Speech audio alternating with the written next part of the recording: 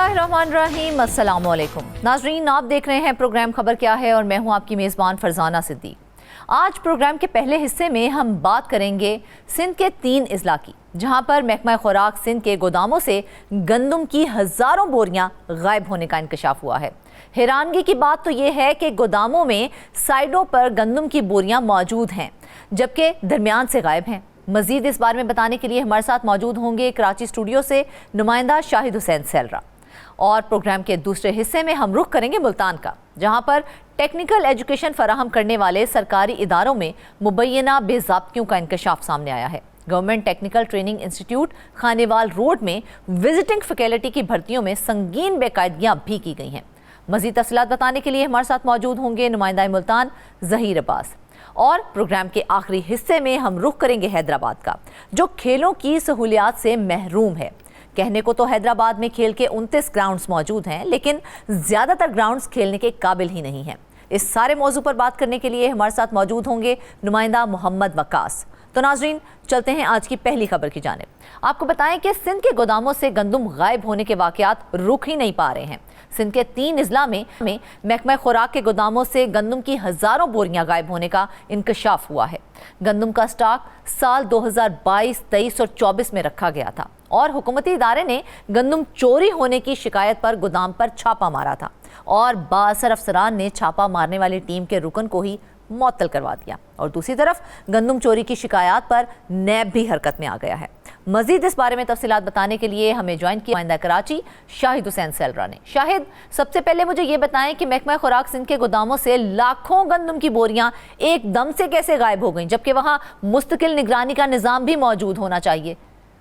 बिल्कुल निज़ाम जो है मौजूद है और वहाँ पर जो हमें पता चला है कि वहाँ पर जो इंचार्ज हैं या जो मुख्तलिफ जो गोदाम हैं वहाँ पर अपनी ड्यूटियाँ अंजाम देनी है, उस पर लोग जो है अफसरान जो है करोड़ों रुपए मुबैना तौर पर रिश्वत देकर अपनी तैनातें वहाँ करवाते हैं ताकि वो गंदम की निगरानी कर सके। लेकिन अगर सूबे की बात करें तो सूबे में इस वक्त आटा जो है 100 रुपये से ज़ायद कीमत पर फ़रोख्त हो रहा है। उसके बाद फिर गंदम के साथ साथ जो आटे की बोरी है वो भी 5000 से ज़ायद जो है वो तजावज़ कर चुकी है। लेकिन जो हमारे पास खबर है वो खबर के मुताबिक जो घोटकी, उस कश्मोर और उसके अलावा जैकबाबाद 3 अजला में जो है वो गंदम की हज़ारों बोरियां जो है वो पड़े गायब हो गई और जो अब मौजूद हैं, हमारे सोर्सेज बताते हैं कि वहाँ पर जो 20% गंदम गोदामों के अंदर मौजूद है और उनमें भी बेशतर बोरियां ऐसी हैं जिसमें मिट्टी और रेत भर कर रख दी गई है, ये दिखाने के लिए कि गंदम मौजूद है लेकिन उनके अंदर गंदम मौजूद नहीं है। मामला ये है कि जो कंदकोट कश्मोर का इलाका है वहाँ पर मुबैना तौर पर 80,000 बोरियां गायब कर दी गई हैं और वहाँ पर जो तैनाती की गई है, जो इंचार्ज और दीगर जो क्लर्क हैं आज ये सारे मंसूबे को और गोदामों की निगरानी करते हैं, उनके ऊपर पहले से केस है। और चाहे एंटी करप्शन में कोई इल्ज़ामात हों या फिर नैब हुकाम जो उनके खिलाफ पहले से दूसरे मुकदमात में अगर कोई कार्रवाई कर रहे हों, अदालतों में मुकदमात पेंडिंग हों, तो ऐसे अफसरान को तैनात इन मकामात पर नहीं किया जाता या किसी भी सरकारी ओहदे पर उनकी तैनाती तब तक नहीं होती जब तक वो अदालत से क्लियर ना हो। लेकिन इन गोदामों में खासतौर पर कंदकोट के जो गोदाम है जिसमें मुबैना तौर पर 80,000 बोरियां गंदम की गायब हो चुकी हैं, वहाँ पर जो है वो पहले से जिन मुकदमात का सामना करने वाले अफसरान हैं वो जो है तैनात हो चुके हैं। और उसके अलावा अगर जैकबाबाद की बात करें तो वहाँ पर भी पता चला है कि 30,000 से ज़ायद गंदम की बोरियां गायब हैं। इसके अलावा घोटकी के गोदामों से भी गंदम की बोरियां गायब हो चुकी हैं। हमने मुख्तलिफ सोर्सेज से जो मालूमात ली उसमें बताया गया है कि एक अफसर जो कि आजकल कंदकोट में तैनात हैं, जो इस सारे मामले की निगरानी कर रहे हैं, वहाँ पर 100% में से 80% गंदम चोरी हो चुकी है, 20% गंदम रह गई है और उन्होंने ढांप कर ऐसे रखा हुआ है कि जैसे गंदम सारी मौजूद है लेकिन गंदम बीच में से गायब हो चुकी है। महज 20% गंदम जो मौजूद है उनके ऊपर पहले से मुकदमा दायर हुआ था। कितनी सफाई के साथ जो है वो गंदम चोरी की जा रही है बोरियां, क्योंकि गोदामों में सिर्फ साइड पर बोरियां मौजूद थी, दरमियान से ही बोरियां गायब थी। तो आपको लगता है कि ये बगैर किसी अंदरूनी मिली भगत के ऐसे कोई कर ही नहीं सकता है? देखिए, जिनके ऊपर इल्ज़ामात है और संगीन नोयत के इल्ज़ामात पहले से, और या तो उनको सर्विस से डिसमिस किया जाता है या फिर इल्ज़ामात की वजह से उनको उस वक्त ओहदों से हटा दिया जाता है, वो अफसरान भी इस वक्त सेक्रेटरी फूड के जो है वो एडवाइज़र लगे हुए हैं। अब अंदाज़ा लगाएं कि जिनके ऊपर इल्ज़ामात हैं, अगर वह हुकूमत वाकई संजीदा होती है, अफसरान वाकई संजीदा होते हैं कि इल्ज़ामात हैं, तो इल्ज़ामात का सामना करने के बाद अगर वो क्लियर हो जाते हैं तो फिर ऐसे ओहदों पर उनको तैनात किया जाए या फिर किसी और महकमे में तैनाती की जाए। जिनके ऊपर इल्ज़ामात हैं, अदालतों में सामना कर रहे हैं या मुलाजमत से इल्ज़ामात इल्जामात साबित होने के बाद बरतरफ हुए हैं, बल्कि एक अफसर ऐसे हैं जो नैब से प्ली बार्गेन कर चुके हैं। पहले से उनके ऊपर दूसरे केसेस के इल्जामात थे। प्ली बार्गेन करने का मकसद ये है कि आपने एतराफ़ जुर्म किया और आपने लूटी हुई रकम वापस कर दी नैब को और कौमी खजाने में जमा हो गई, तो उसके बाद फिर किसी उस अफसर को किसी ओहदे पर तैनात नहीं किया जाता, वो सेक्रेटरी फूड के एडवाइजर लगा दिए जाते हैं। आप अंदाजा लगाएं कि वो क्या मजीद शराफत की जिंदगी गुजारेंगे, क्या वो आवाम की रकम नहीं लूटेंगे। चल रहे थे वो अब भी अहम ओहदों पर क्यों तैनात हैं? ये तो सरासर बदउनवानी हुई। तो कोई पुरसाने हाल तो है ही नहीं कि किस तरह से इन लोगों को देखा जाएगा, किस तरह से इंसाफ किया जाएगा। देखिए, एक तो ये है कि गंदम जो कि हज़ारों करोड़ों रुपए की जो चोरी हो चुकी है, हज़ारों बोरियां गायब हो चुकी हैं, उस बात की तस्दीक नैब ज़राए से जब मैंने रब्ता किया खबर सामने आने के बाद, तो उन्होंने भी की कि चूँकि हमारे पर कट चुके हैं, क्योंकि जो नई तरमीम हुई है, तरमीम के बाद नैब के पास इख्तियारात नहीं है कि वो इस तरह के मामलात में जो है वो मुदाखलत कर सके या इसकी तहकीकात कर सके। नैब के दूसरे जो सोर्सेज से मैंने बात की, उन्होंने भी कहा कि जो अंदरूनी सिंध के इलाके हैं वहाँ पर इस तरह के केसेज नैब के पास बहुत आते हैं, लेकिन नैब के पास तहकीकात का इख्तियार ही नहीं है। इस केस में भी हमने मालूमात ली तो बाकायदा नैब ने नोटिस किया, जो आपके पास भी होगा, उस नोटिस में जो कंदकोट और इसके अलावा दीगर जो जिसमें S2 और S3 की जो गंदम के गोदाम थे कंदकोट के, वहाँ पर उन्होंने मालूमात ली हैं। सेक्रेटरी को लिखा और दीगर अफसरान को लिखा है कि साल 2022, 23 और 24 के लिए जो गंदम की खरीदारी हुई थी वो कितनी खरीदारी हुई थी और उसके बाद फिर खरीदारी के बाद वो कितनी खर्च हो चुकी है और स्टॉक में अब तक कितनी मौजूद है, उसकी तफसीलात भेजी जाए। अब तक वो तफसीलात नैब को फराहम नहीं की गई, क्योंकि नैब का कहना है कि जो नैब का क्राइटेरिया है तरमीम के बाद, वो करोड़ों रुपए में जैसे 1 अरब से नीचे की अगर कोई करप्शन होती है तो नैब उसमें तहकीकात नहीं कर सकता, अगर 1 अरब रुपए से ऊपर करप्शन होती है तो नैब उसमें तहकीकात कर सकता है। लेकिन चूंकि हमारे पास इख्तियार नहीं तो इसला मुदाखलत नहीं कर सकते, लेकिन उस वक्त उनको जो है नहीं दी गई। दूसरा ये कि 2025 में सिंध हुकूमत ने गंदम की खरीदारी की ही नहीं है, क्योंकि पहले से स्टॉक जो है बहुत ज़्यादा मौजूद था। लेकिन अफसरान जो है बहुत ज़्यादा जो है बताया जाता है कि उनको इस मामले में दिलचस्पी होती है कि गंदम के स्टॉक जहाँ जहाँ पर भी सूबे में लगाए गए हैं, मुख्तलिफ अजला में जो बनाए गए हैं स्टॉक, तो वहाँ पर वो अपनी ड्यूटियाँ लगवाते हैं और बड़ी ऊपर से सिफारिशें करवाते हैं, मुबैना तौर पर रिश्वत अदा करते हैं, उसके बाद फिर अपनी ड्यूटियाँ लगवाते हैं। और हमें जो सोर्सेज हैं वो ये भी कंफर्म करते हैं कि मामला ये आता है कि अगर कोई मीडिया के नुमाइंदे को भी वहाँ पर पहले तो इजाज़त नहीं होती और उसके बाद अगर कहीं शिकायत ऊपर तक जाती हैं तो जो अफसरान छापा मारने आते हैं, वहाँ जो तैनात अफसरान हैं, हालांकि उनके खिलाफ इन्वेस्टिगेशन करने के लिए कोई इदारे का अफसर जाता है, इनके अपने महकमा फूड का, तो उनको ही मुअत्तल करा दिया जाता है। हालांकि फुटेज में आप वीडियोज़ में खुद भी आप भी देख रहे हैं, जो कि पूरी पब्लिक भी देखेगी, तो उसमें आप वाज़े तौर पर देख सकते हैं कि साइडों में गंदम मौजूद है, दरमियान में नहीं है। गंदम कहाँ गई, किसको खरीदी, किस तरह किया, इस मामले में जो है वो उसकी तहकीकात होनी चाहिए। जो डिपार्टमेंट के लोग वहाँ तहकीकात के लिए गए थे उनको मुअत्तल करा दिया गया। ठीक है, मुझे ये बताइए कि नैब की जानिब से जिन 30 से 35 हज़ार बोरियों की चोरी की बात की गई है, क्या वाकई ही असल तादाद इतनी ही है या इससे भी ज्यादा हो सकती है? कंदकोट के गोदाम से जो हमें दस्तावेज़ात मसूल हुई हैं उस हिसाब से 80,000 बोरियां गायब हो चुकी हैं और इस बात की तस्दीक नैब हुकाम कर रहे हैं। उनका ये कहना है कि हमें शिकायत जो मसूल हुई है उसमें से 30 से 35,000 बोरियां गायब होने की हमारे पास भी इतलात है। लेकिन अगर नैब तहकीकात खुल के करेगा और नैब ना अहली साबित हो रही है कि एक तरफ 80,000 बोरियां गायब हैं और रिपोर्ट जो है वो सिर्फ 30,000 बोरियों की लिखवाई जा रही है। लेकिन वो इनिशियल स्टेज है, जो भी स्टेज है वो इनिशियल है, उसमें नैब वाकई तहकीकात मजीद उसको करने दी जाती है तो बाकियों की बोरियों का भी सुराग लगाया जा सकता है, लेकिन तहकीकात की नहीं जा रही, चूँकि नैब ने भी 23 जून को ही नोटिस भेजा है और तमाम जो अफसरान हैं उनसे गंदम के स्टॉक के हवाले से मालूमात हासिल करने की कोशिश की गई है। तहकीकात अभी इनिशियल स्टेज में है, अगर तहकीकात मजीद आगे बढ़ती है तो मजीद जिम्मेदारों को तयन किया जा सकता है। लेकिन हैरान कुन सूरत हाल ये है कि जिनके ऊपर एंटी करप्शन के इल्ज़ामात हैं और जिनके ऊपर नैब के इल्ज़ाम पहले से हैं और केसेस लड़काना की अदालतों में और सखर की अदालतों में जिनके पास पहले से चल रहे हैं और ट्रायल का सामना कर रहे हैं और वहाँ पर भी करोड़ों बोरियां चोरी करने के इल्ज़ामात हैं और इसी तरह हज़ारों जो है वो लोगों को नुकसान पहुँचाने के इल्ज़ामात हैं, उनको दोबारा से जिम्मेदारियाँ देना ये बड़ी हैरान कुन सूरत हाल है। एक अफसर है जिसके बारे में पता चला कि डेरा मोड़ के ऊपर जो कि पंजाब और सिंध का बॉर्डर है, वहाँ से उसके ऊपर इल्ज़ाम था कि 30,000 उसने बोरियाँ चोरी कराई। एंटी करप्शन हुकाम ने उसके खिलाफ मुकदमा दर्ज कराया पुलिस के जरिए और उसके बाद जब ट्रायल का सामना किया तो उनको अब तक वहाँ उन इल्ज़ामात का सामना कर रहे हैं, लेकिन वो इंचार्ज बने हुए हैं, उनको जिम्मेदारी दे दी गई है। तो ये एक सूबाई हुकूमत को इस मामले को देखना होगा कि इस तरह की जो शिकायत है वो इन लोगों बहुत के ऊपर तो हम रिलाई कर ही नहीं सकते हैं। मुझे ये बताएं, क्या महकमा खुराक या हुकूमत सिंध ने अंदरूनी तहकीकात शुरू की हैं या फिर वो भी सिर्फ नैब के ऊपर ही इन्हिसार कर रहे हैं?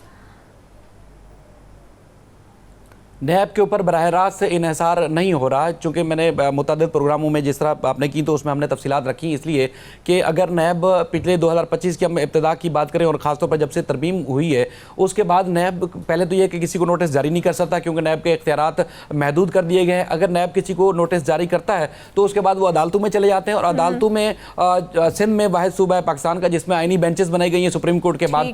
तो आइनी बेंचेस में कौन है आप इससे अच्छे से जानते हैं, अब चूँकि हमें कल दोबारा जाना है अदालत में रिपोर्टिंग करने के लिए, तो मामला यह है कि वो नैब के जो नोटिस हैं वो कलअदम करार दे दिए जाते हैं। हाँ। यानी कि तहकीकात होने से पहले ही उसको खत्म कर दिया जाता है। तो अब नैब जो है तहकीकात किस तरह करे, कैसे करे। दूसरी बात यह है कि अगर एंटी करप्शन का डिपार्टमेंट है, एंटी करप्शन के डिपार्टमेंट के ऊपर चाहे वो कश्मीर के हमारे सोर्सेज हैं कंदकोट के या घोटकी के, वो यह बताते हैं कि एंटी करप्शन हुकाम के ऊपर जिनके इल्जामात हैं वो इंक्वायरी में क्लियर करा के आ जाते हैं। जिस तरह पिछले दिनों एक हमने सिंध वर्कर वेलफेयर बोर्ड की भी खबर शाया की तो उसमें भी एंटी करप्शन ने नोटिस भेजा। अब लोगों का ये दावा है आजकल के हालात में, उनका ये कहना है कि अगर किसी को क्लियरेंस लेनी हो तो एंटी करप्शन से एक नोटिस आता है और नोटिस के बाद उनको जो है जवाब दे दिया जाता है कि ये काम जो इल्जामात आयद किए गए हैं वो काम तो हमने बिल्कुल दुरुस्त अंदाज से और कानून के मुताबिक किया है। तो नैब उसके बाद एंटी करप्शन को क्लियरेंस नोटिस जारी कर देता है। हमें ये भी बता दें कि वो बासर अफसर कौन है जिसने छापामार टीम के रुकन को मुअत्तल करवाया था और क्या उस पर कोई कार्रवाई की गई है?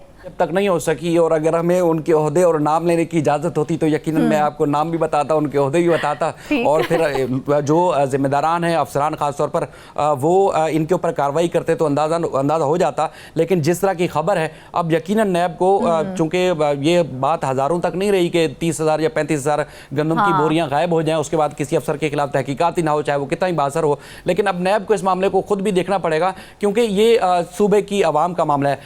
यकीनन आप वज़ीर आला के ऊपर या सिंध की काबीना या सूबाई हुकूमत के ऊपर बराह रास्त इल्जाम कोई भी नहीं लगाता। हम तो ये खबर बता रहे हैं कि ये चीज़ वहाँ पर है। अगर निचली सतह पर कोई अफसरान या सेक्रेटरी लेवल के कोई छापे मारते हैं उसके बाद अफसरान उनके खिलाफ कोई कार्रवाई करते हैं तो उसके बाद फिर निचली सतह पर मामला रफा दफा हो जाता है। तो खबर नशर होने के बाद कम से कम सूबाई हुकूमत को होश आएगा, वो जागेगी कि सूबे में हो क्या रहा है। 2025 में गंदम की खरीदारी नहीं हुई और ख़रीदारी नहीं हुई तो गंदम शहरों में जो है खासतौर पर इतनी महंगी है, आटा इतना ज़्यादा महंगा है कि आम आदमी अफोर्ड नहीं कर सकता। और एक जैकबाबाद में या उसके बाद फिर आपके कश्मीर जैकबाबाद के अलावा कंदकोट के इलाकों में वहाँ गोदामों में एक अफसर बैठ के करोड़ों रुपए की गंदम जो है गायब कर देता है। तो यकीनन एक सूबाई हुकूमत के ऊपर बराह रास्त इल्जामात आते हैं तो उनको फिर ऐसे अफसरान से छुटकारा हासिल करना होता है। तो और जिस तरह जो गंदम है वो उसका नजर हो गई है, जो गंदम बोरियों की शक्ल में पड़ी हुई थी वो गायब हो गई है, तो आने वाले वक्तों में ये कितनी महंगी हो सकती है? यकीनन आजकल के हालात में चूँकि स्टॉक पहले से सिंध के पास मौजूद था उसके बावजूद 100 रुपये फ़ी किलो लेना आटा लेना या 110 रुपये लेना एक गरीब आदमी के लिए बहुत मुश्किल काम हो चुका है। और सूबे की हुकूमत ये दावा करती है कि वो आवाम को रिलीफ दे रही है। तो जब आज के हालात में 110 रुपये फ़ी किलो आटा अगर कोई ख़रीद नहीं पा रहा तो सोचें जब ये गंदम की शॉर्टेज हो जाएगी जिसके बारे में बताया गया है कि सिर्फ 20% रह गई है और उस 20% में भी आटे जो दाने के बजाय रेत और मिट्टी भर के रखी गई है। तो सोचें जब मजीद शॉर्टेज बढ़ जाएगी तो गरीब आदमी के लिए जो है वो रोटी तो बड़ी मुश्किल हो जाएगी, उसके लिए आटा कैसे खरीद सकेंगे। तो यकीनन ये सूबे की हुकूमत को इस मामले को देखना चाहिए और ऐसे अफसरान जिनके ऊपर नैब में वो पहले से एतराफ़ जुर्म करने के बाद प्ली बार्गेन कर चुके हैं और उसके बाद फिर वो एडवाइज़र टू सेक्रेटरी फूड लगा दिए जाते हैं, तो इसको भी देखना चाहिए क्योंकि ये एतराफ़ जुर्म होने का मकसद ये है कि आप ओहदे के ऊपर तैनात नहीं रह सकते लेकिन वो लगाए। इसके अलावा जिनके ऊपर नैब के इल्जामात के तहत जो है लड़काना की अदालतों में अगर केसेस चल रहे हैं वो किसी भी फूड के गोदाम में जो है उनको इंचार्ज नहीं लगाया जा सकता। इस तरह इसके अलावा एंटी करप्शन के अफसरान जो है जिनके हमारे पास नाम की पूरी लिस्ट है उनके भी ऊपर जो इल्जामात हैं वो इल्जामात का सामना कर रहे हैं। जब तक उनको बरी नहीं हो जाते या जब तक सज़ा नहीं हो जाती तब तक उनको किसी ओहदे से नवाज देते हैं। तो इस तरह इल्जामात बड़े संगीन हैं लेकिन मामला ये है कि वहाँ पर जितने भी जो लोकल डिपार्टमेंट है वो भी जी बिल्कुल। नैब ने फूड कंट्रोल कश्मीर कंदकोट से कुछ रिकॉर्ड तलब किया था, क्या उसके हवाले से कोई आपके पास अपडेट्स हैं? क्या वो रिकॉर्ड जो है वो बर वक्त फराहम कर दिया गया था उन्हें ताकि नैब मजीद तहकीकात कर सके? देखिए जो फूड डिपार्टमेंट के अपने लोग कार्रवाई के लिए वहाँ पहुँचते हैं तो उनके खिलाफ जो जांच करने के बजाय तहकीकात के बजाय उन अफसरान में से को मुअत्तल करवा दिया जाता है। नैब हुकाम से मैंने इस डिटेल सामने आने के बाद जब रब्ता किया तो उन्होंने कहा कि अब तक रिकॉर्ड फराहम नहीं किया गया हमें, लेकिन यह है कि हम इस मामले में जांच कर रहे हैं, तहकीकात जारी है क्योंकि जून में जो है हमने नोटिस भेजा था, अब तक उसकी जो है वो मुकम्मल डिटेल्स हमें फराहम नहीं की गई। लेकिन साथ ही उन्होंने हमें ये भी बताया कर नहीं सकते क्योंकि इख्तियारात जो है वो हमारे महदूद कर दिए गए हैं, तो लिहाजा हम इस मामले में आगे सकते कि अपने इख्तियारात का ज़ाती तौर पर इस्तेमाल करते हुए नैब जो है कोई इसकी तहकीकात कर सके। तो बड़ी मुश्किलात है नैब के लिए भी कार्रवाई करने में, खासतौर पर सिंध में। जिस तरह मैंने आपको बताया कि अगर वो कराची में या सिंध के किसी भी इलाके में किसी अफसर के खिलाफ कोई नैब कार्रवाई करता है तो मामला फिर अदालत पहुंचता है और अदालत से उस मुलजिम के खिलाफ कार्रवाई करने के बजाय ऐसा लगता है कि नैब मुलजिम है या नैब के प्रोसिक्यूटर जो मुलजिम है और वो जो है वो नोटिस को कलअदम कराकर वापस अपनी नौकरी में बहाल हो जाते हैं, यानी कि उनको क्लीन चिट मिल जाता है कि जाओ और मजीद जाके मौजे उड़ाओ। इस तरह के अफसरान जो है यहाँ मौजे उड़ा रहे हैं, ऐसा लगता है। अच्छा शाहिद, 2022, 2023, 2024 इन 3 सालों से स्टॉक की गई गंदम जो है वो गायब हो रही है। ये सारी गंदम आखिर कहाँ गई है? क्या इस पर कोई ट्रेल मौजूद है? देखें, नैब को अगर रिकॉर्ड दिया जाता है तो यकीनन वो इस बात का सुराग ज़रूर लगाते। आपको याद होगा हिस्ट्री में जब से नैब बना है उसके बाद अगर तहकीकात की है तो सबसे ज़्यादा कन्विक्शन रेट और उसके बाद इन्वेस्टिगेशन का बेहतरीन रिकॉर्ड जो है वो नैब सिंध के पास है। नैब की सिंध चाहे वो कराची में है, सक्खर में नैब के जो हेड ऑफिस है वहाँ पर वो बेहतरीन इन्वेस्टिगेशन करते हैं और बड़े केसेस को उन्होंने अंजाम तक भी पहुँचाया और कौमी खजाने में उन्होंने रकम भी जो लूटी हुई थी वो वापस भी जमा कराई है। मामला ये है कि एक तो कानून साजी के बाद नैब इख्तियारात का इस्तेमाल उस अंदाज से नहीं कर पा रहा जिस तरह उनको करना चाहिए। दूसरा, आईनी बेंचेस के बनाने के बाद नैब उस अंदाज से भी कार्रवाई नहीं कर पा रहा और बड़ी मुश्किलात है नैब को। मसला ये है कि उनका ये मानना है कि हमने रिकॉर्ड उनसे मांगा है 2022 का, 23 का और 24 का स्टॉक कितना है और कितना जो है खर्च हो चुका है, या उसके बाद अगर वो फरोख्त कर दी गई है, जैसे हमारे पास इतलात हैं कि बिल्कुल चोरी हो गई या गायब कर दी गई और वो अफसरान ने मुबैना तौर पर अपनी जेबें भरने के लिए किया, किसी और को नहीं किया, तो उनके खिलाफ कार्रवाई के बजाय उनको एक्सेस नहीं मिल रहा कि वो जाके तहकीकात करें, देखें कि ये अगर जो इल्जामात हैं क्या वो वाकई इल्जामात दुरुस्त हैं या फिर ये इल्जामात बेबुनियाद हैं। यकीनन वो जब तहकीकात होगी तो मामला आगे जाएगा, लेकिन तहकीकात के लिए उनको फिल वक्त रिकॉर्ड फराहम नहीं किया गया। लेकिन नैब का ये कहना है कि हम अभी उसको जो इंक्वायरी थी, जो नोटिस हमने भेजा था वो स्टिल पेंडिंग है, हमने मजीद अब तक कोई कार्रवाई के लिए आगे बढ़े नहीं है। एक तो ये है कि इंतजार कर रहे हैं इस बात का कि जो पहले जो बोरी का बताया गया था कि 20,000 35,000, उसके बाद अचानक पता चला जी 80,000 बोरी गायब हो गई है, तो क्या वो नैब के इख्तियारात में आती है तो नैब फिर आगे बढ़ के मजीद लोगों के खिलाफ जो है कार्रवाई कर सकता है। लेकिन फिल वक्त जो नैब के अफसरान जो मेरे सोर्सेज हैं वो तस्दीक इस बात की कर रहे हैं कि 30 से 35,000 बोरी इन गोदामों से गायब हो चुकी है। और दूसरे जब नैब के सोर्स से मैंने बात की तो उन्होंने कहा कि ये मामूल की बात है, इस तरह की गंदम की चोरी चाहे खैरपुर के इलाके हों, लाड़काना के हों, सक्खर या जैकबाबाद के अलावा कश्मीर की और ज्यादा गंदम चोरी की गई है। मुझे सिर्फ ये बताएं कि इस चोरी का बराह रास्त असर अवाम को मिलने वाली सब्सिडी या राशन स्कीम्स पर कितना पड़ेगा?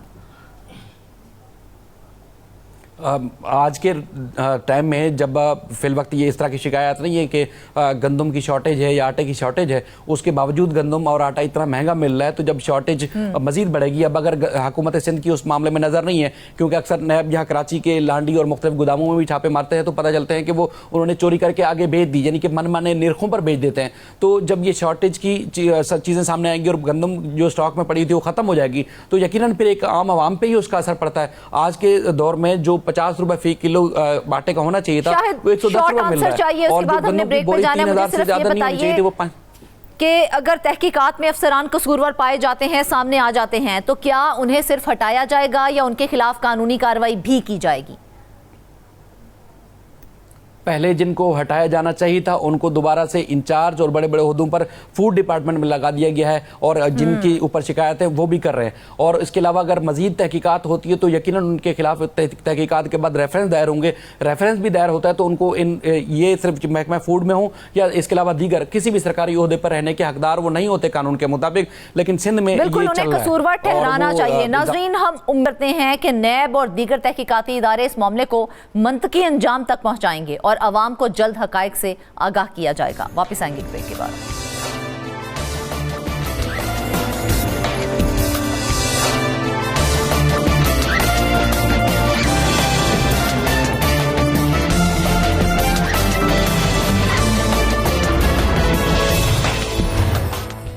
वेलकम बैक नाजरीन, आपको बताएं कि मुल्तान में टेक्निकल एजुकेशन फराहम करने वाले सरकारी इदारों में मुबैना बेज़ाब्तियों का इंकशाफ सामने आया है और government technical training institute Khanewal road में विजिटिंग फैकल्टी की भर्तियों में भी संगीन बेकायदगियाँ की गई हैं, जबकि गैर मुतल्लिका तालीमी काबिलियत रखने वाले उम्मीदवारों को खिलाफ कवायद भर्ती करने का इंकशाफ भी हुआ है। ऑडिट रिपोर्ट के मुताबिक मेरिट लिस्ट की तैयारी के बगैर 9 उम्मीदवारों को बतौर विजिटिंग फैकल्टी भर्ती भी किया गया है। इस सारे मामले के ऊपर बात करने के लिए हमारे साथ हैं नुमाइंदा मुल्तान ज़हीर अब्बास। ज़हीर, क्या विजिटिंग फैकल्टी की भर्तियों में मेरिट की कोई फहरिस्त तैयार की गई थी या नहीं? अगर नहीं की गई थी तो क्यों नहीं की गई थी? जी शुक्रिया फरजाना। सबसे पहले तो आते हैं कि ये जो टेवटा अथॉरिटीज़ का काम क्या है। इसका काम यही है कि जितने भी पंजाब भर में टेक्निकल एजुकेशन फ्राहम करने वाले इदारे हैं उनकी मॉनिटरिंग करना, उनके चेक एंड बैलेंस जो है वो टेवटा के ज़िम्मे है। मगर यहाँ पे होता ये है कि मुख्तलिफ जो टेक्निकल एजुकेशन फ्राहम करने वाले इदारे हैं उनमें मुसलसल बेज़ाब्तियाँ सामने आती हैं, मगर किसी किस्म का कोई एक्शन नहीं लिया जाता। ये कोई पहला मौका नहीं है कि इस इंस्टीट्यूट में गैर कानूनी तौर पर चहीते उम्मीदवारों को भर्ती किया गया हो। 2 साल पहले भी इसी तरह का मामला सामने आया था जब 5 मुख्तलिफ असामियों पर जो है वो गैर कानूनी भर्तियां की गई थी।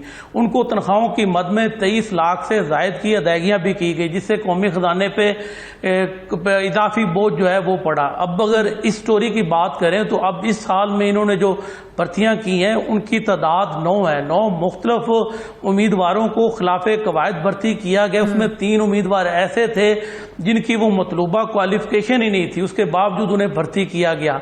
इसी तरह अगर बात की जाए दीगर असामियों की तो 6 ऐसे उम्मीदवार थे जो मेरिट पर पूरे ही नहीं उतरते थे, लेकिन उसके बावजूद उनको भर्ती किया गया। मजमूई तौर पर 9 उम्मीदवार जो है वो गैर कानूनी तौर पर भर्ती किए गए। जो टेवटा रूल सर्विस के हैं उसके मुताबिक 100 नंबर होते हैं, 100 नंबर में से जो ज्यादा नंबर उम्मीदवार हासिल करता है उसको ही भर्ती किया जाता है। मगर इसमें इन्होंने उस मेरिट को भी नजरअंदाज किया कि जो ज्यादा नंबर हासिल करने वाले उम्मीदवार थे उनको भर्ती नहीं किया गया।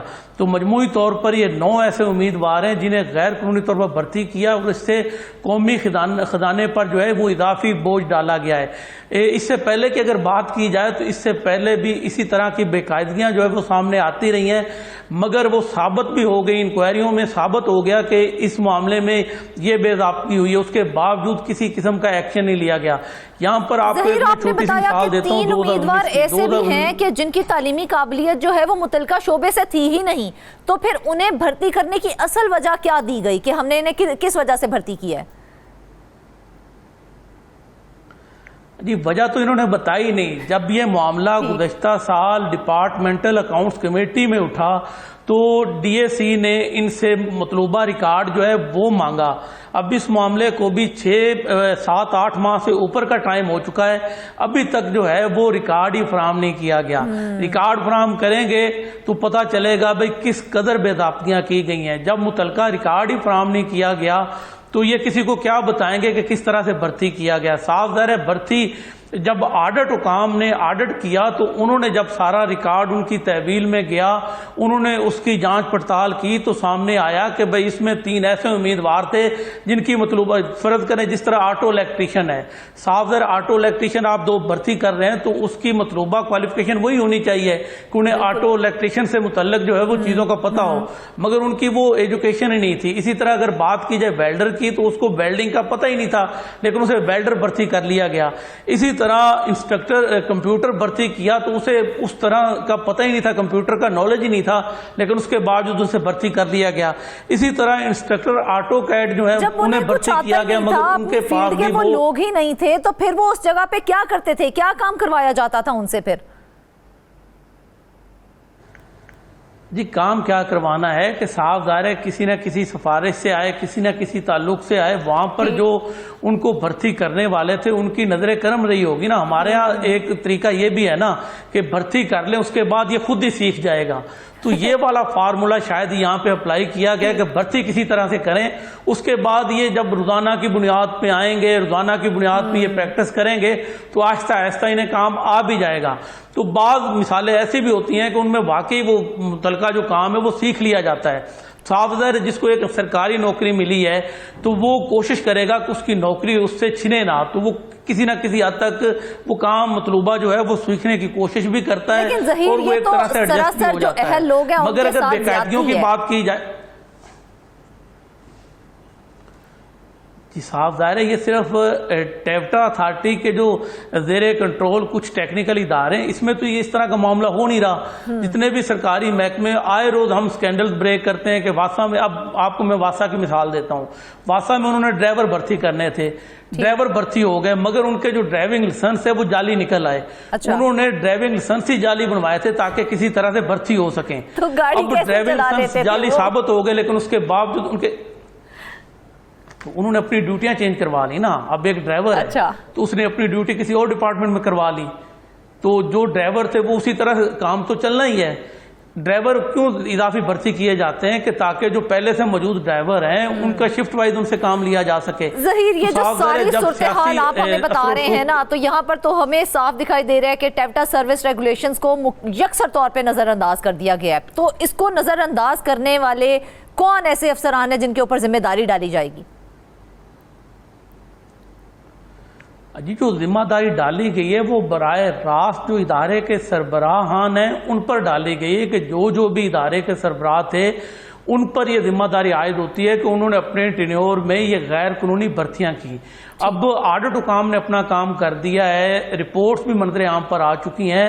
अब टेप्टा अथॉरिटी ने देखना है कि टेप्टा इंतजामिया ने देखना है कि किस तरह के एक्शन इन मुतलका जो जिम्मेदार हैं सारी बेदाब्तियों के, उनके खिलाफ क्या एक्शन लेना है।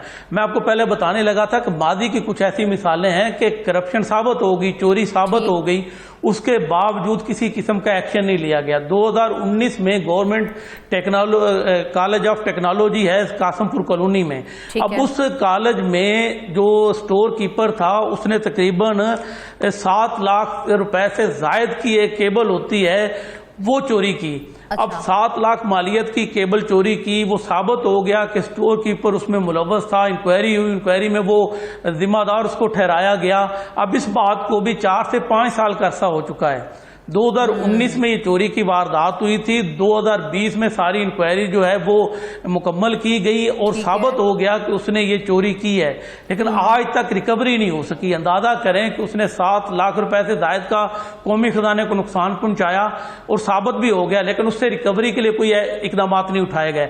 अगर ओवरऑल सूबा भर की बात की जाए तो ऑडिटर जनरल ऑफ पाकिस्तान की रिपोर्ट में यह भी इंकशाफ हुआ है कि 5 करोड़ रुपए से जायद के ऐसे केसेस हैं जिसमें बेज़ाब्तियां साबित हो चुकी हैं मगर जिम्मेदारों से ना रिकवरी की गई है ना ही उनके खिलाफ कोई एक्शन लिया गया है। तो ये जनूबी पंजाब समेत सूबा भर के मुख्तलिफ जो टेक्निकल कॉलेजेस इंस्टीट्यूट हैं वहाँ की ये रिपोर्ट है।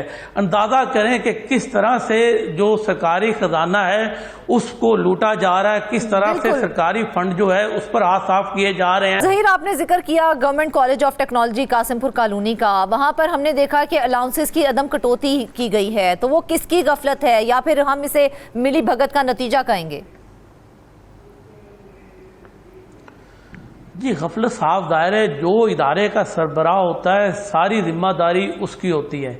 अब देखें कि 82 रिहायश गाँव में जो मुकीम मुलाजमीन हैं उनसे अलाउंसेस की कटौती नहीं की गई। अब देखें मुरम्मत का काम अगर किसी भी यानी कि सरकारी रिहायशगाह का निकलता है तो जो मुरम्मत के चार्जेस हैं वो तनख्वाहों से कटौती उनकी की जाती है, मगर इस मामले में उनकी तनख्वाहों से किसी किस्म की कटौती नहीं की गई होती है। साफ ज़ाहिर बिल्डिंग कवानीन जो भी नहीं किसी सरकारी रिहायश गाँव में रिहायश पजीर हैं तो वो बिल्डिंग कवानीन है, उसके तहत जो भी मुरम्मत के चार्जेस है वो उन्हें अदा करने होते हैं। इसी तरह जो सरकारी रिहायश गाँव में मुकीम मुलाजमीन होते हैं उन्हें सफरी अलाउंस फराहम नहीं किया जाता, मगर यहाँ पे दोनों तरह की बाकायदगियाँ हुई जिससे कौमी खजाने पर 29 लाख रुपए से जायद का बोझ डाला गया। ये 1 साल के अंदर है। अगर उससे पहले की अगर बात की जाए तो साफ ज़ाहिर है इसी तरह हर साल 29 से 30 लाख का कौमी खजाने को इस मद में अलाउंसेस की अदम कटौतियों से टीका लगाया जाता रहा है। अच्छा, अब जिम्मेदार जो है साफ ज़ाहिर जो इदारे का सरबराह है उन्हें चेक एंड बैलेंस जो है उसको यकीनी बनाना चाहिए और कटौतियां जो है बिल्कुल चेक एंड बैलेंस को यकीनी बनाना चाहिए। ये थे वो हकायक और सवालात जो हम सबके सामने आना निहायत जरूरी थे। अब देखना यह है कि जिम्मेदार इदारे इन ऑडिट रिपोर्ट्स पर क्या एक्शन लेते हैं। नाज़रीन वापस आएंगे।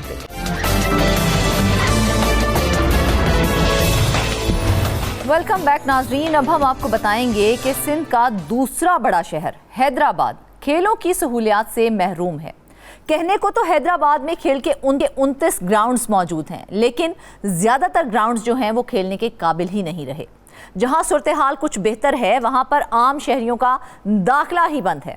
2005 में हैदराबाद बाईपास के करीब बनने वाला कासिमाबाद स्पोर्ट्स कॉम्प्लेक्स भी तबाह हो गया है। करोड़ों रुपए की मालियत से बनने वाला कासिमाबाद स्पोर्ट्स कॉम्प्लेक्स इंतजामी गफलत की भेंट चढ़ चुका है। मजीद तफसीलात बताने के लिए हमें जो है मोहम्मद वकास ने। वकास, सबसे अहम सवाल मुझे ये बताएं कि अगर हैदराबाद में 29 खेलों के ग्राउंड्स मौजूद हैं तो फिर नौजवान खेलों से महरूम क्यों हैं? जी बिल्कुल, देखें सूरत हाल इसी तरह की है कि हैदराबाद कहने को तो सिंध का दूसरा बड़ा शहर है, लेकिन बदकिस्मती इस शहर की यह है कि ये हमेशा से हुकूमती नज़रों से मुकम्मल तौर पर ओझल रहा है। मुख्तलिफ अगर शोबों की हम बात करते हैं जिसमें सेहत, तालीम, इंफ्रास्ट्रक्चर, तो वहाँ तो हम देखते ही हैं कि हैदराबाद को नज़रअंदाज किया जाता है, लेकिन खेलों के मैदानों में, खेलों के शोबे में भी हैदराबाद के साथ यही नारवा सलूक रखा जाता है। एक बड़ा मशहूर मुहावरा है कि जहाँ पर मैदान आबाद होते हैं तो अस्पताल वीरान होते हैं, लेकिन हैदराबाद की सूरत हाल कुछ इस तरह की है कि हैदराबाद के जो मैदान है वो मुकम्मल तौर पर वीरान है। अगर हम बात करें सबसे पहले ग्राउंड्स की, तो कागजों की अगर हम बात करते हैं तो स्पोर्ट्स बोर्ड के मुताबिक हैदराबाद में 29 ग्राउंड हैं, लेकिन सूरत हाल इसके बिल्कुल बरक्स है। हमें वो ग्राउंड दिखाई नहीं देते। अगर वो ग्राउंड दिखाई दें तो नौजवान वहाँ खेलते हुए भी दिखाई दें। सबसे पहले अगर हम बात करें हॉकी की, तो पाकिस्तान का कौमी खेल है हॉकी, लेकिन हैदराबाद में हॉकी के साथ जो सलूक किया जा रहा है वो बिल्कुल भी इंसाफ नहीं किया जा रहा हॉकी के साथ। 2005 में हैदराबाद के लतीफाबाद नंबर 6 बोर्ड स्टेडियम में करोड़ों रुपए की रकम खर्च की गई। 4 करोड़ का एक मंसूबा हॉकी ऑस्ट्रोटर्फ ग्राउंड हैदराबाद के नौजवानों को तोहफे के तौर पर दिया गया। लेकिन हुआ क्या, वक्त गुजरने के साथ साथ उसकी बिल्कुल भी देखभाल नहीं की गई। स्पोर्ट्स बोर्ड ने लगता यूं है कि उससे अपने हाथ खड़े कर रही है, कोई उसकी जानिब तवज्जो नहीं है। 4 करोड़ की जो ऑस्ट्रोटर्फ लगाई थी अब वो जगह जगह से फट चुकी है। वो इस तरह की है कि जब नौजवान खिलाड़ी वहां पर खेलते हैं तो बाकायदा इंजरीज का शिकार हो जाते हैं। इस हवाले से जब डिस्ट्रिक्ट हॉकी एसोसिएशन से हमारी बात हुई तो उनका ये बताना था कि बारहा ना सिर्फ वजीरे खेल बल्कि मुख्तलिफ हुक्काम जो स्पोर्ट्स बोर्ड के, उनको खतूत लिखे गए हैं कि इसकी या तो तब्दीली करवाई जाए या तो इसकी बहाली करवाई जाए।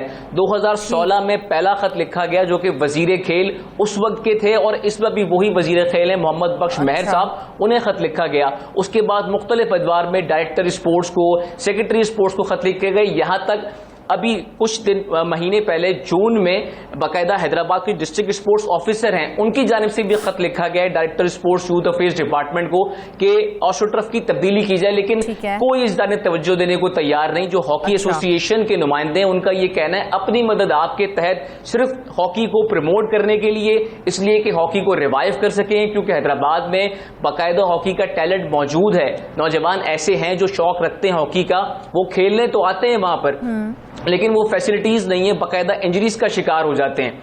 वहीं अगर हम बात कर लें क्रिकेट की, तो जैसे कि पूरे पाकिस्तान में है कि नौजवान क्रिकेट का बहुत शौक रखते हैं, तो हैदराबाद में भी बिल्कुल यही सूरत हाल है। क्रिकेट के हैदराबाद में बहुत ज़्यादा शौकीन खिलाड़ी हैं, लेकिन अगर हम कुछ प्लेयर्स की बात करते हैं तो हैदराबाद ने पाकिस्तान को बड़े बड़े प्लेयर्स दिए हैं। कुछ अगर हम नाम ले लें तो नौमान अली, जिन्होंने बड़े मैचेस पाकिस्तान को जितवाए हैं, टेस्ट क्रिकेटर हैं। मोहम्मद हसनैन जैसे फास्ट बॉलर हैदराबाद के प्रोडक्ट हैं। शर्जील खान जैसे जारहाना ओपनर बल्लेबाज भी पाकिस्तान को जो दिए वो हैदराबाद ने दी। लेकिन सूरत हाल क्या है, नौमान अली हैदराबाद का प्लेयर, हैदराबाद का रिहायशी जिसने पाकिस्तान की नुमाइंदगी की, अब वो हैदराबाद से लाहौर बड़े बड़े नाम तो तभी पैदा होंगे ना जब खेलों के मैदान होंगे। अफसोस की बात तो ये है कि जो कासिमाबाद स्पोर्ट्स कॉम्प्लेक्स था उसके जैसा बड़ा मंसूबा करोड़ों रुपए में मुकम्मल हुआ और वो भी तबाह हो गया। इसकी क्या वजूहात फिर सामने आई? जी देखें, अफसोस जद अफसोस क्या कहें कि स्पोर्ट्स बोर्ड के हुकाम की जानिब इस तरफ कोई तवज्जो नहीं है। 2005 में एक बड़ा मंसूबा हैदराबाद बाईपास के पास कासिमाबाद स्पोर्ट्स कॉम्प्लेक्स तैयार किया गया, करोड़ों रुपए की रकम खर्च की गई, इसको एक स्पोर्ट्स कॉम्प्लेक्स बनाया गया। कॉम्प्लेक्स बेसिकली क्या होता है, वहां पर सिर्फ क्रिकेट नहीं होती, वहां मुख्तलिफ खेल, बाकायदा बास्केटबॉल का कोर्ट बनाया गया। बहुत ज्यादा बुरा सलूक हैदराबाद में जो खेलों के ग्राउंड है, करोड़ों रुपया लगाया जाए और वो इस तरह से खंडर में तब्दील हो जाए। कोई उसकी देखभाल के लिए वहां पर मौजूद नहीं था? क्या कोई इंतजामिया वहां पर मौजूद नहीं थी? देखें, यही सूरत हाल है। अफसोस इसी बात का होता है कि जब इस हवाले से हमने बात की डिस्ट्रिक्ट स्पोर्ट्स ऑफिसर से तो बज़ाहिर यूं लगा कि डिस्ट्रिक्ट स्पोर्ट्स ऑफिसर जो है वो अपने इख्तियारात का रोना रोती हुई दिखाई दी। अच्छा। उनका यही कहना था कि इसकी कोई देखभाल ही नहीं है। तो सवाल तो यह है कि जब आप मौजूद हैं, डिस्ट्रिक्ट स्पोर्ट्स ऑफिसर मौजूद है, स्पोर्ट्स बोर्ड ने वहां पैसा खर्च किया है, तो उसकी देखभाली कोई और क्यों करेगा? ये तो काम स्पोर्ट्स बोर्ड का है, ये तो काम डिस्ट्रिक्ट स्पोर्ट्स ऑफिसर का है, ये तो काम वजीर खेल का है।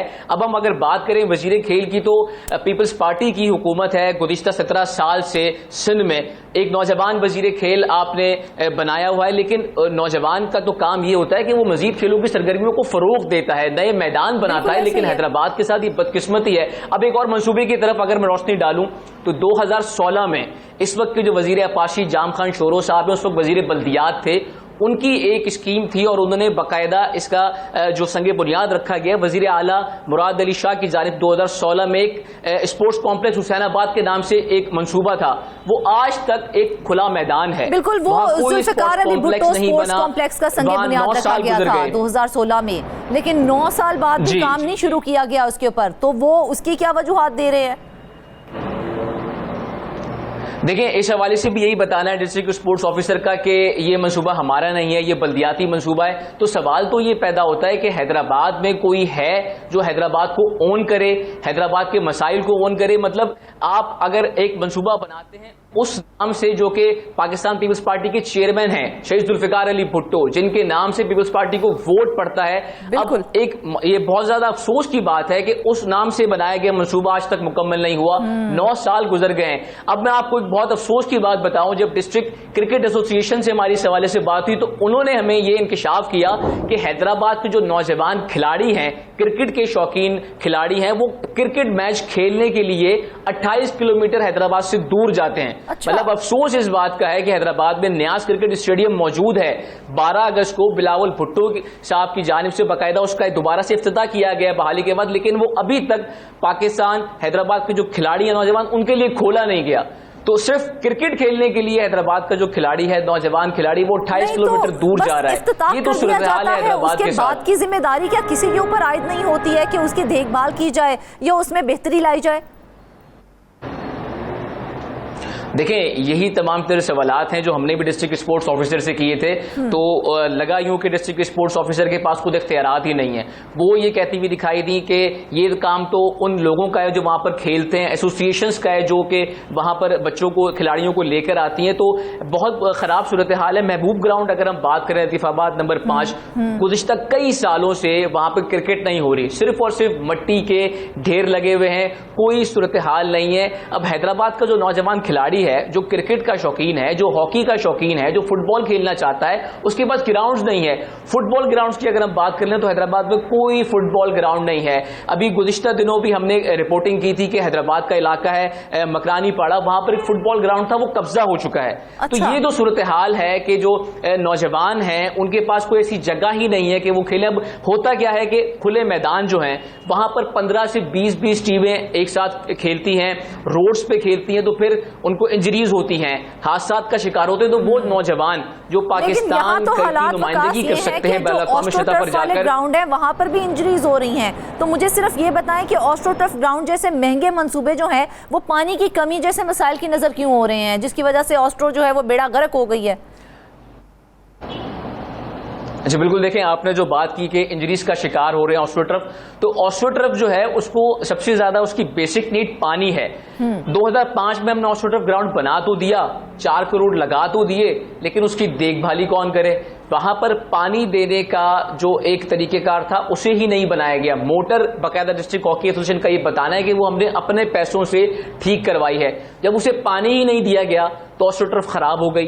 अब होता यह है कि पूरी ऑस्ट्रोटर्फ जो है वो जगह जगह से फटी हुई है, बड़े बड़े बाकायदा सुराख हो चुके हैं, मिट्टी की तय उसके ऊपर जम चुकी है। तो जब उस पर खिलाड़ी खेलता है, जब वो भागता है, तो वो गिरता है और उसको इंजरी होती है। नाज़रीन, हमने आज जो सवालात उठाए हैं वो सिर्फ खेलों की बात नहीं है, वो नौजवानों के मुस्तकबिल की बात है। अब फैसला अवाम और हुकाम दोनों को करना है कि क्या ये मैदान फिर से आबाद होंगे या फाइलों में दफन रहेंगे। इसके साथ ही आज के प्रोग्राम से बस इतना ही। ढेर सारी दुआओं में याद रखिएगा। इजाज़त दीजिए। अल्लाह हाफ़िज़।